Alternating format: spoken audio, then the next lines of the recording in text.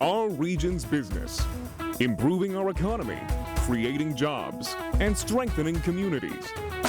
Innovation, collaboration, transformation, and the people making it happen. Join us as we take a closer look at our region's business. Now, here's your host, Bill Flanagan. Today on our region's business, Amazon's big bet on Pennsylvania. We'll talk with Lieutenant Governor Austin Davis. The new CEO of GNC talks about the company's history and future in our region. Plus, a Lawrence County company that's doubling the size of a factory that makes curtains of air. First, Amazon's $20 billion investment in Pennsylvania. Now, the company may be best known for online shopping, but its Amazon Web Services cloud computing program is a $100 billion business in its own right. And now it's announced what's billed as the largest capital investment in Pennsylvania history. Today, I am proud to announce that Amazon is investing $20 billion in the state of Pennsylvania. That is the largest private sector investment in the Commonwealth's history. All right. Say it again. $20 billion, Governor. And this is not just an investment in technology. It really is an investment in Pennsylvania's future and America's leadership in artificial intelligence, as the governor was sharing a moment ago. The Amazon announcement is the latest in a string of investments in AI, energy, tech, robotics, and more traditional manufacturing across our region. And they may reflect more than a few meaningful improvements in the economic climate and attitude in Pennsylvania.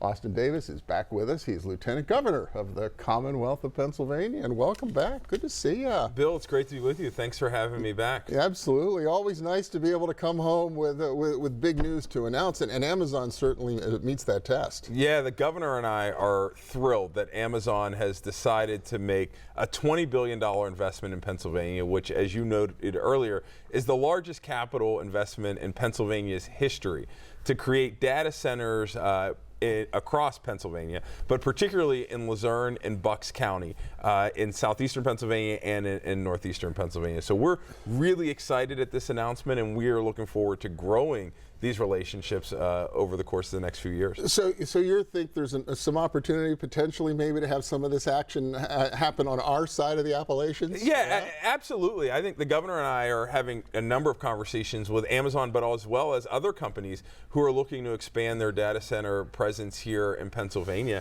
And certainly southwestern Pennsylvania is on the table, and they know we have a workforce second to none, and Pennsylvania is a place where they want to do business. Well, what's made it possible? How are you able to strike up their interest and put all of this deal together? Well, you know, Governor Shapiro and I have been laser focused on improving the business and economic climate here in our Commonwealth, from creating the first economic development strategy for our Commonwealth in nearly 2 decades, to reforming the way state government does business, from speeding up our permitting process to cutting red tape, to making sure that we're moving at the speed of business. And we're going to continue to do that to make Pennsylvania a place where businesses want to locate and grow. Yeah, I had you here about a year ago, and we're talking about your efforts to try to grease the wheels and kind of change the way the state government operates. You really feel like you've made some significant progress? I think we have, and I will tell you, just last week alone here in southwestern Pennsylvania, we made an announcement for Berner Industries, which is announcing an expansion in the manufacturing That's that air door company, right? Yeah. Doors and curtains made of air, right? Yeah, and that's 200 jobs here in southwestern Pennsylvania,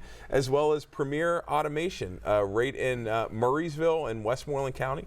They're doing an expansion that's going to create 200 jobs in southwestern Pennsylvania, over $15 million in investment. And I think that's a testament to what's happening all across the Commonwealth because of the governor and our leadership. Yeah, you mentioned some of the improvements. What are some of the specifics? What's actually happened that's changed, that's made a difference for these companies? Yeah, you know, look, I think the fact that we are laser focused on creating a strategy that attracts businesses, but also making sure that state government is responsive, that we're shortening waiting times in terms of the permitting process to make sure that we're moving at the speed of business, cutting red tape.